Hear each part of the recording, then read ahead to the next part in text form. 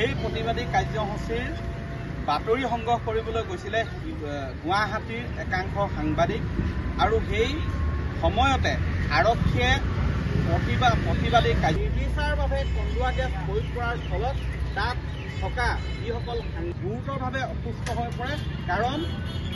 সেই সময়ত নেতৃত্ব লৈছিলে তেওঁলোকৰ ভাষ্য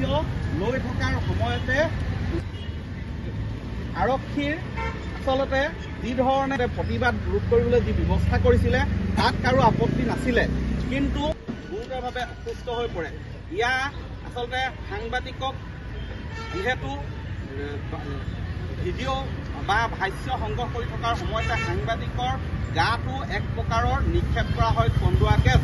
অনুষ্ঠান উদ্যোগত সাংবাদিকসকলে এই প্ৰতিবাদী কাৰ্যসূচী গ্ৰহণ কৰিছে আৰু সাংবাদিকসকলৰ বাতৰি সংগ্ৰহৰ ক্ষেত্ৰত যি বাধা দিয়া হৈছে, বাতৰি সংগ্ৰহৰ সময়ত যি ধৰণে সাংবাদিকৰ ওপৰত আচলতে এনেধৰণৰ কন্দুৱা গেছ নিক্ষেপ কৰা হৈছে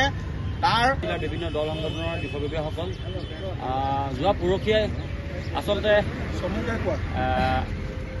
আমাৰ যিসকল সংবাদকৰ্মীৰ ওপৰত তেওঁলোকে বাতৰি সংগ্ৰহৰ বাবে গৈছিল আৰু তাত গণতন্ত্ৰৰ চতুৰ্থ স্তম্ভ বুলি আচলতে মুখে